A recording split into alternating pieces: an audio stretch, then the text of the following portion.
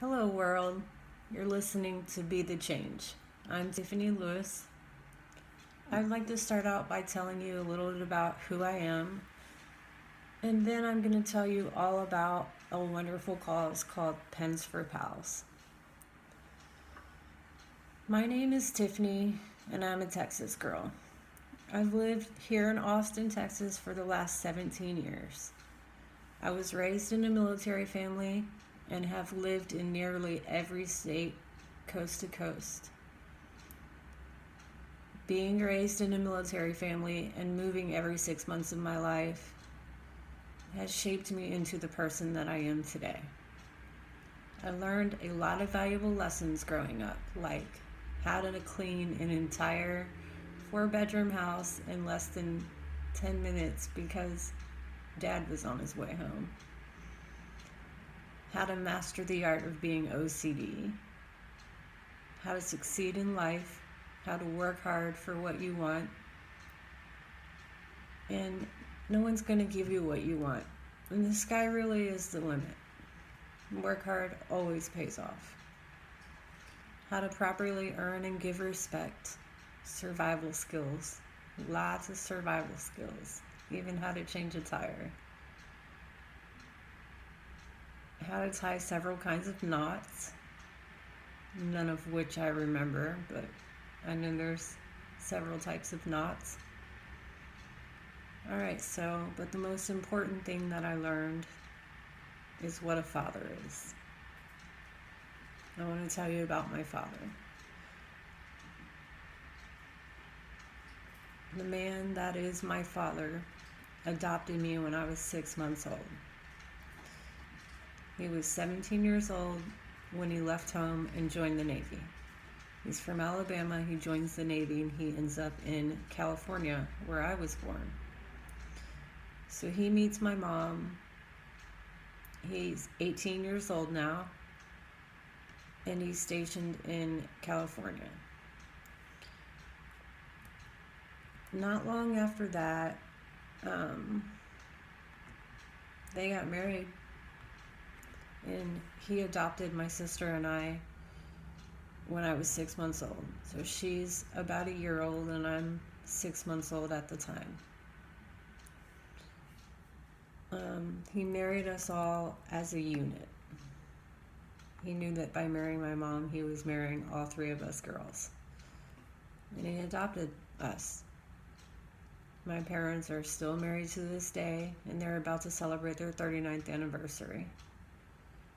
Now I want to tell you what it's like to be adopted and what it's like to be raised by a father that is only 18 years older than I am. It's a lot of fun. It was rough, but we had a lot of fun also. You could say that we kind of grew up together. At times, he was more like a friend. And honestly, I couldn't have asked for a better father. He never complained. He absolutely adored us. He provided for us. He gave us everything we needed. He was strict. We were raised in a military home, but I thank him for that now. He never once complained. He absolutely adored us. And because he spent his entire life showing me what a real man does for his family, what a real father is, what a real husband is, I've had a lot of failed relationships because of it. Men that I've chosen to spend my life with, years of my life with, they never had those qualities. You could say, and I've said many times, that my picker is off.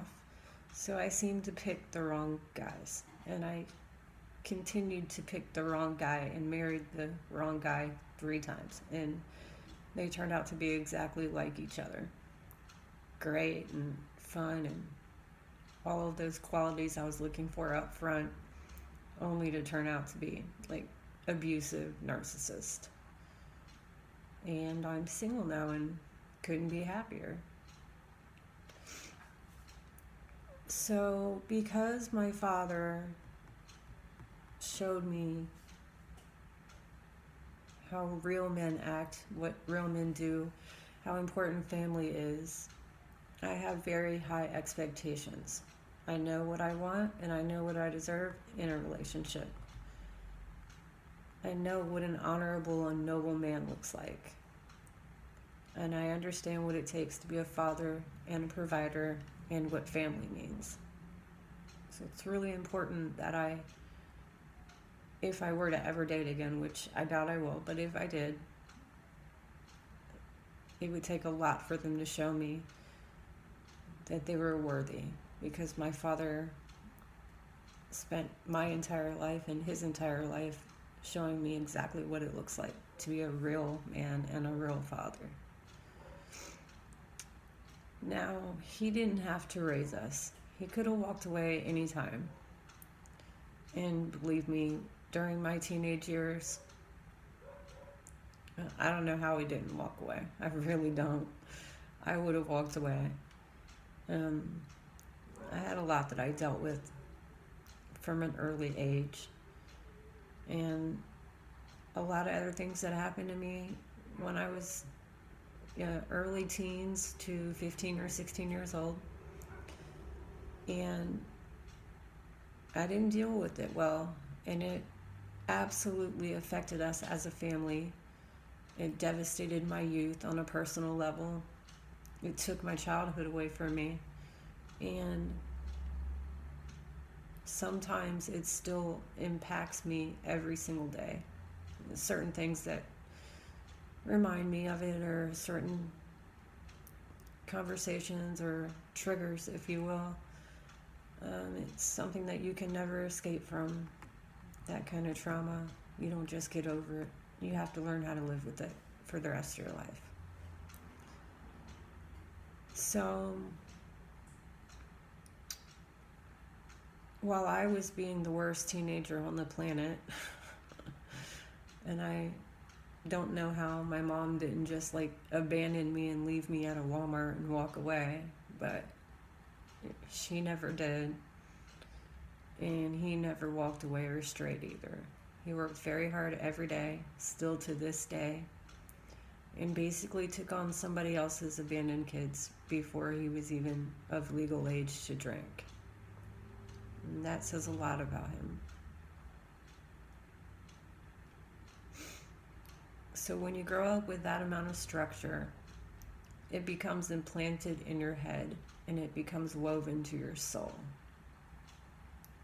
That structure, that kind of love, that kind of devotion, all those things are part of the fuel that I use to succeed in life.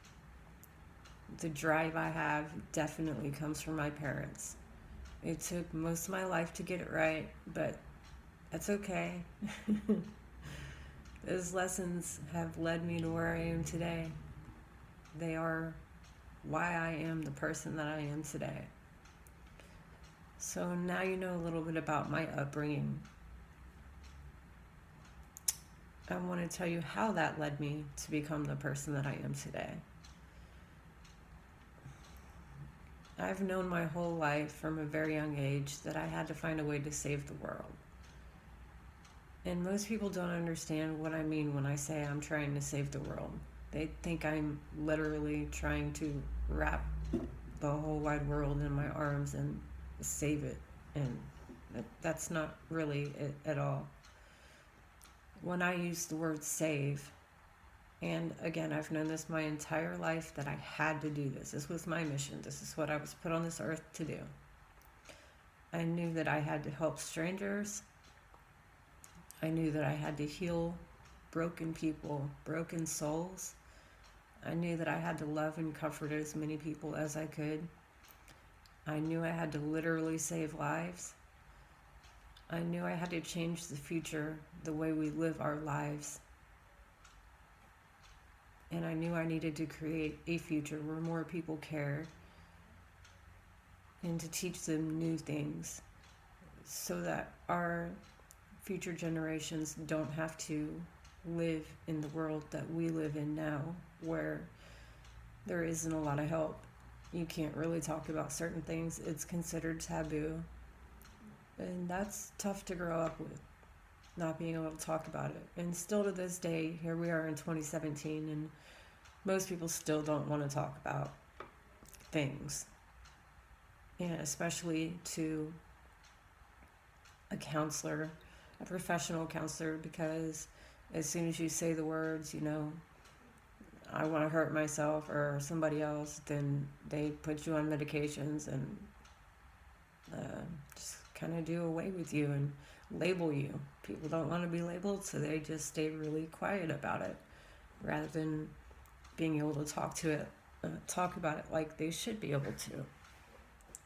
So I made it my mission to befriend the lonely and befriend the isolated. I made it my mission to wrap my arms around the hurt people. And I vowed a long time ago to use my life as a vessel. And I pray for this all the time. I pray, God, please use me as a vessel. I want to help people. I vowed to listen to people. I vowed to believe in people. And I vowed to heal as many people as I could. So, back to saving the world. Again, people scoff at the idea that even on my Facebook page it says, I want to save the world. They're the ones that don't understand that it is possible. It's absolutely possible to save the world. Through our intentional actions, especially the ones that no one sees or knows about.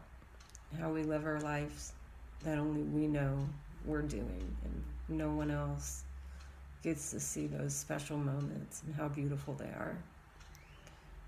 These are the type of actions that we keep to ourselves and we don't brag about. And of course, I realize that I can't physically or emotionally save the entire world, but believe me when I say that I've spent my entire life on this earth saving as many souls as I could. Life is too short to just blend in, to just exist. I want to live up to my potential, and I use this fire and this passion inside of me to be the change I want to see in the world. See, people don't understand how short life is and how quickly it can be taken away.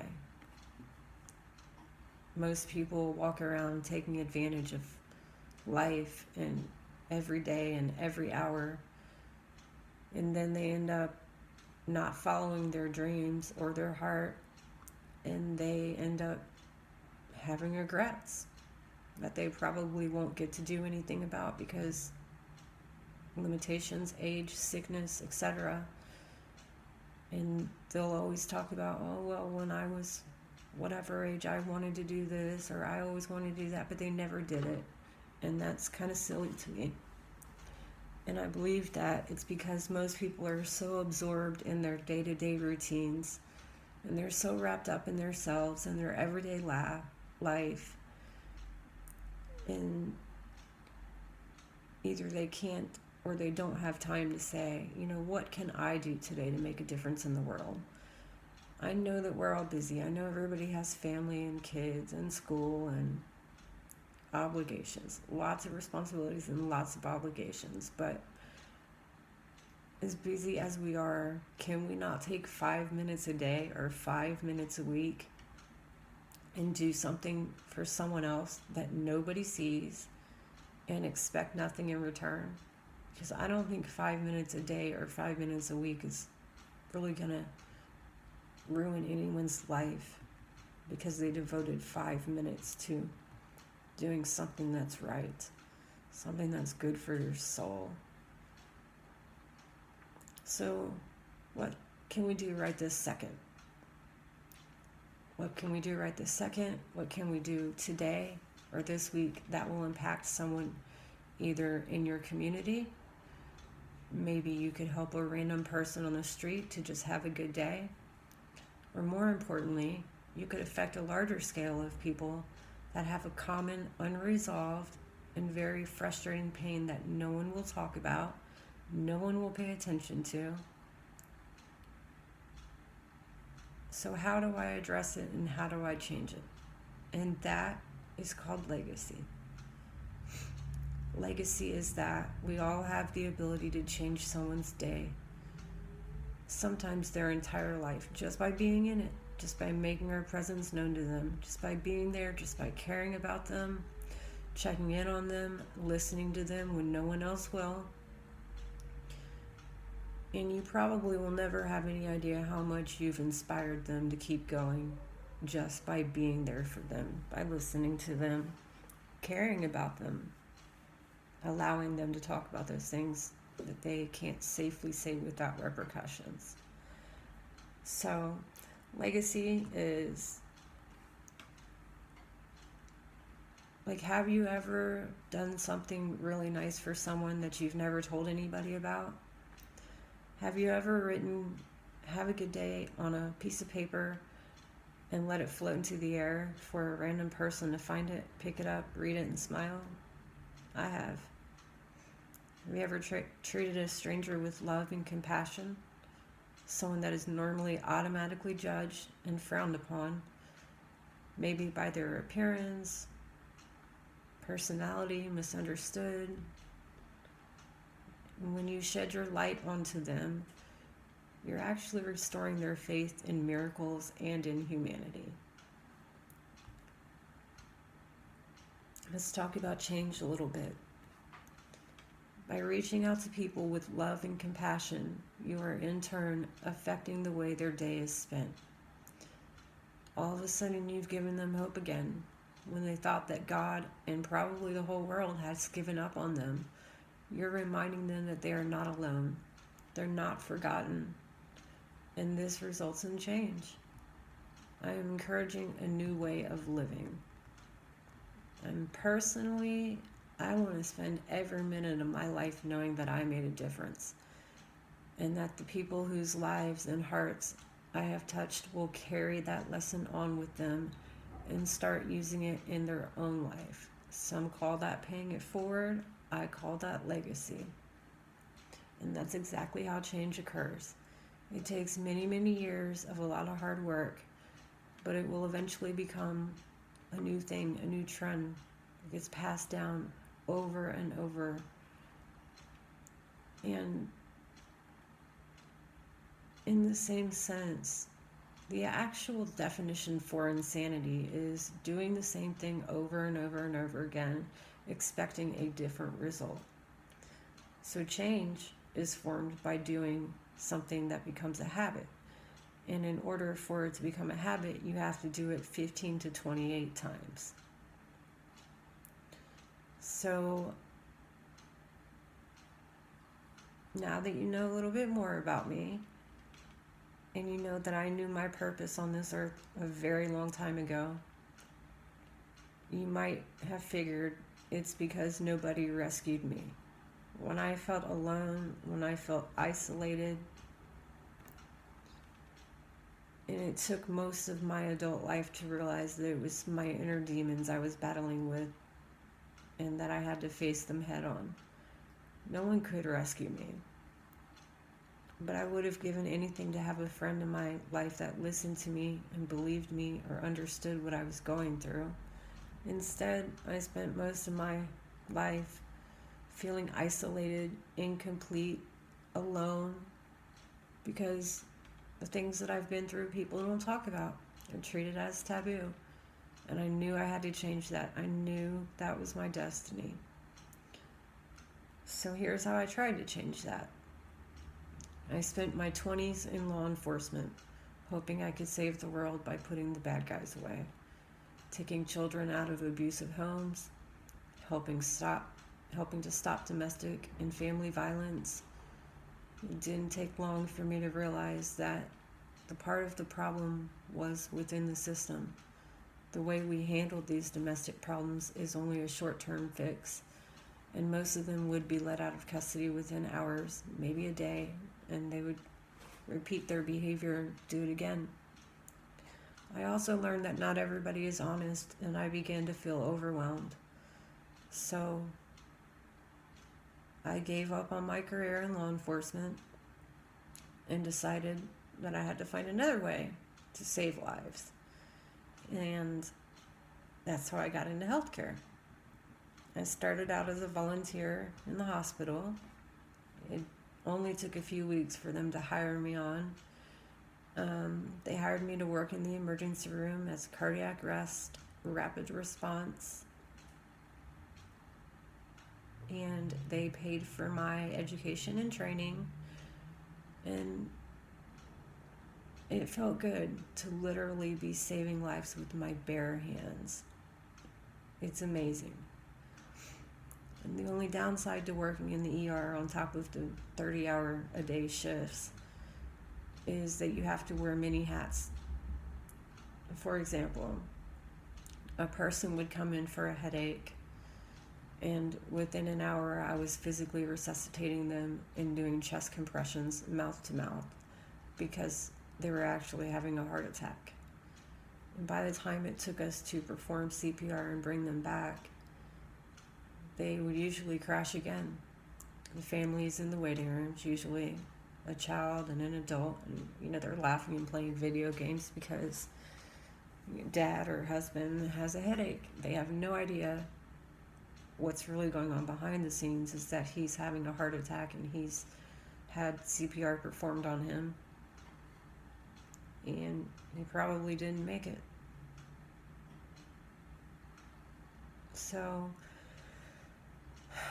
families in the waiting room watching a movie and playing video games, and after physically trying to save the person with my bare hands and the machines and everything that we could do, I would then have to walk out to the waiting room, ask them to come to the back with me, take them into a little room that I called the grieving room. It was just a little room that had no sign on the door, not much bigger than a closet. And I would have to break the news to them. And they never believed me. And then they started to believe me. Reality kind of kicked in, even though it was surreal. And this whole time they're not allowed to go see their mother, father, husband. They just have to talk to me about it. And I had to become a grief counselor on top of everything else. And then I had to tell them that we were unable to revive them. And knowing in my heart that I had been performing CPR and everything I could with my bare hands for the last hour, it took a lot for me to let them call it and say, okay, it's time, we can't bring him back or her back. And then walking right out to the waiting room, getting the family and bringing them back there and breaking that news to them in person. There's always a child or children there, younger. So, break the news in the grieving room. Everybody would cry. Of course I cried, even though they said not to get your emotions involved, because how could you not cry? I don't care who you are or what they say, you never get used to telling somebody that their loved one died and that you couldn't save them. You never get used to that. It's not something you can become accustomed to. No matter how much education you've had, no matter how much training you've had, and no matter how many times you've done this before, nothing can prepare you for how the family is going to respond. And they're going to respond differently every single time. It's amazing how rapidly a life can end without any warning signs or signals. It can never become habitual. You can't not get attached emotionally when you're literally saving lives with your two hands. No one can train you to deal with losing someone so fast. A blink of the eye usually, and especially if it's a child.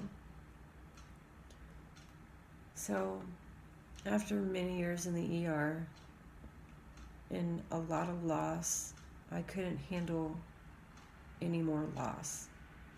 I couldn't handle losing another life. So I became isolated again. I shut down. I felt defeated, overwhelmed, exhausted. I became depressed. And I didn't have the tools or the help I needed to process how to handle those intense emotions of so much loss. I didn't have a friend like me in my life. I decided I would take a few years off from the ER and reevaluate how I could save the world that didn't hurt so much. So I began making angel bags and little prayer bags for families who were in the hospital with a sick child and delivering them monthly since I had so much time on my hands. The hospitals got very used to seeing me come in with little boxes of goodie bags, and I never left my name or contact info. They were always signed by an angel. Most of them had words like, "I'm praying for you," and that's how they got the name angel cards. Sometimes they would have candy. Sometimes I would write scripture in them, and that's how they got the name prayer bags. They would have a little prayer in them, and something like crayons, glow sticks, stickers, anything to keep their mind off the fact that they were in the hospital. And a lot of these were children, young children with cancer. So at the same time, during these few months and maybe a year or two of not working in the ER, and I had begun doing the angel bags and the prayer bags, and I lost several very close friends by the hand of suicide. Something in me just clicked, and I decided that I needed to do more than just send cards to terminal cancer patients. I needed to stay in contact with people that needed ongoing, long-term support, hope, and care. I needed to somehow prevent suicide and comfort victims of bullying, and also families that have lost a child to suicide. I knew instantly that this was my true calling. People from all over the world started reaching out to me and asking me to write their child, their friends, a family friend that had just suffered the tragic loss of him losing a child by the hand of suicide. And in only a very few weeks, Pens for Pals had formed. Currently, I personally send 100 letters weekly and bi-weekly across the USA and in 6 different countries. We have about 100 volunteers also. We work together to give them weekly and bi-weekly support. Everybody can write as many letters as they want to a week. I'm the one who sits down and writes 100 letters every single week. And the bi-weekly ones are for people in other countries. So they get it bi-weekly. And also, my volunteers that are in other countries write, they're sponsoring somebody in their country or a nearby country, on top of whoever else they help volunteer to write for during the week. And they specifically have someone that they sponsor on top of all of that. And they write each other back and forth if the person wants to. So together we work as a team. We're a very good team of support. We give them weekly and bi-weekly support. We're always encouraging and uplifting in every single letter. And in every letter, I remind them that I love them and I will write them again soon. And I tell them that they can write back anytime they want. Almost every single person is matched peer-to-peer with a volunteer or a sponsor within the same age range. No matter if they're sponsored or not, I still write every one of them every week. And 100% of the time I have their parent or guardian's permission to do so. So, now that you know a whole bunch about me, know this. When I tell someone that I know what they're going through, when I write those words, that I can relate. I understand what you're going through. I understand what it feels like. Believe me, I'm not just saying those words. I've been there. I've actually lived through all of it. There's pretty much literally nothing someone has been through that I haven't been through a dozen times myself, personally, firsthand, secondhand, thirdhand. There is no such tragic event or traumatic event that a person could go through that I haven't lived with for most of my life. And so that puts me in a very unique position with people.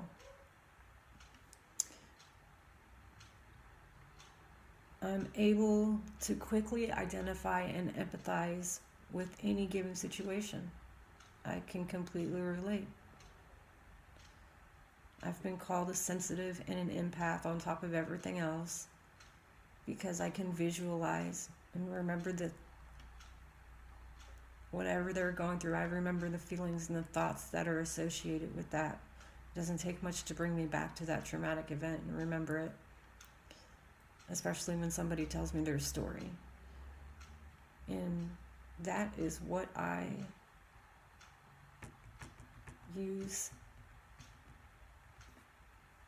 my energy, my passion, and my drive is to reach out and help people, support them. I make myself available to them. We have volunteers all over the world. We have 2 support groups online. It's an amazing program. It really is. We're the future of mental health. We're going to make it okay to talk about these things without being judged, peer to peer.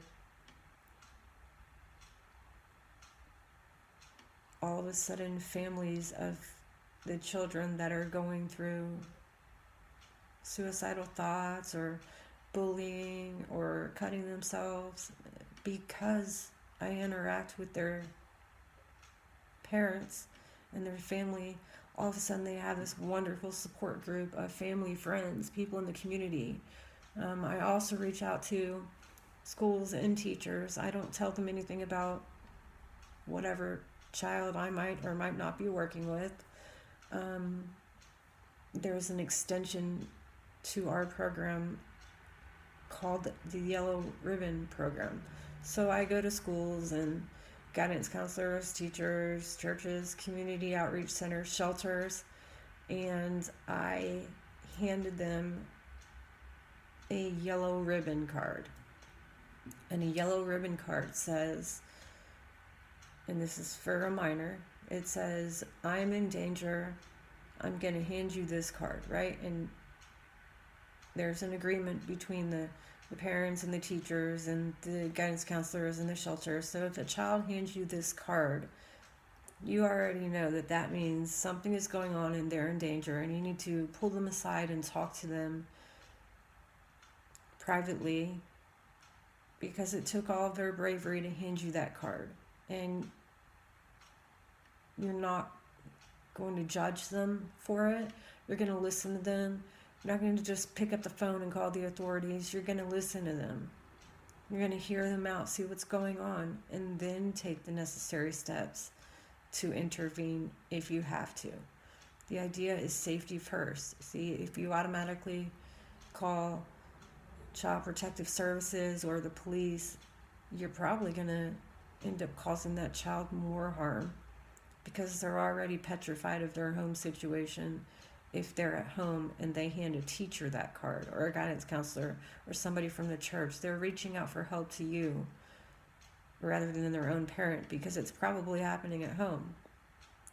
So with every letter I write, the first set of letters, the goal is to have a first letter, to have a bracelet inside of it. And the bracelet mission basically means that when we reach for things, we reach with our left hand. So every time we reach, usually with our left hand, we're going to have that bracelet on. It's going to be silver, plain. It's not going to contribute to any further bullying. It's not going to have any words on it. It's just a pretty silver bracelet that's unisex for a boy or a girl. And it's a reminder, when I reach for something, I'm reaching for the future. I'm going to keep going another day. I have a friend that's writing me letters, and I am supported. I am loved. I have a wonderful support system. I have a card that says if I'm in trouble, I can hand this to somebody that's aware of our program, and they'll safely help me. And it provides such stability, and such an amazing support system for each person, no matter what their age is. It's an amazing program. So inside of one of the first letters, we are going to put a bracelet in there with its mission statement, a piece of paper that's going to tell everything about it. We're going to put the yellow ribbon card in there.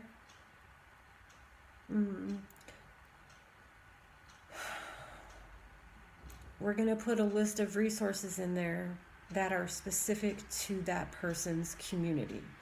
And the reason why I hesitated on that one a little bit was because we first have to reach out to that person's community, no matter what country or what state or what city that they're in.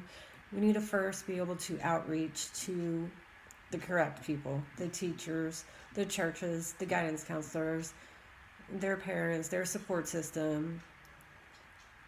This way the whole program works very well together. The yellow ribbon card is going to work because we've already talked to their support system.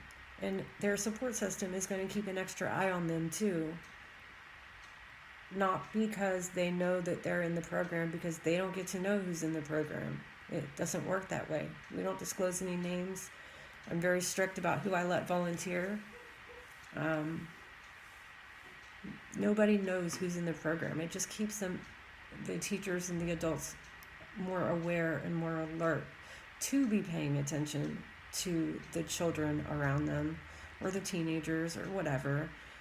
And it eventually is going to teach them some of the things they need to look out for, some of the warning signs, some of the symptoms of depression or bullying, such as isolation or withdrawing. I mean, there's 100 ways, but it provides a community of support for any person that could be in any country, any city, and any state. And I intend to reach out to every single one of my letter beneficiaries, county, state, city, or country, and get involved with other programs, reach out to these people, talk to them in person or online, face-to-face, using Skype or a platform like that, to get everybody on the same page, so that every single community of every single person that I write to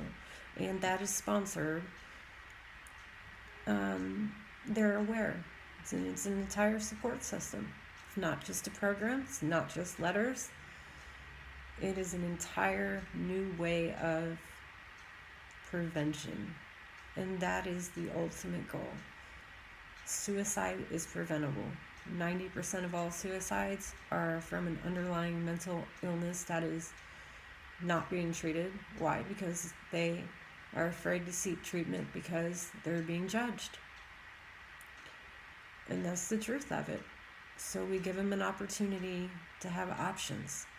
So here's a support group. If you want to and you're comfortable, you can come here and talk and share your story with like-minded people who are not going to judge you. We'll send you letters every week. We'll check in on you. We'll tell you that we love you and that you're amazing, whether you write back or not. I'm still going to send those letters every single week. We're going to give you a bracelet that you can wear that's going to remind you, next time you reach for something, you're going to remember what that bracelet means, and that every child, every teenager, every adult, every sponsor, every volunteer, and all of us writers all wear that bracelet for the same cause. We are the community. The teachers, the guidance counselors, every person that I come into contact with that is helping us to form this community gets a bracelet. That's sort of your cue. You know that they're wearing that bracelet. It's sort of like a secret handshake. they're wearing that bracelet, you know that they're on board. You just do. This is for adults to adults. The children aren't going to catch on to that. But teachers are going to catch on to the fact that their children are wearing the bracelets, and they're going to keep an extra eye on them. So that's who I am. That's what Pens for Pals is all about. We're just at the beginning phases of it, so you can only imagine how much bigger it's going to get. And this is me saving the world, or at least providing a future where people can safely talk about things, and we can support each other and love each other and care for each other and help each other through things without judging. This is a new way. This is the future. So I thank you for listening tonight. I really enjoyed talking with you this evening. This was my first show. I hope it was okay. I had a great time. And I can't wait to tell you more next time.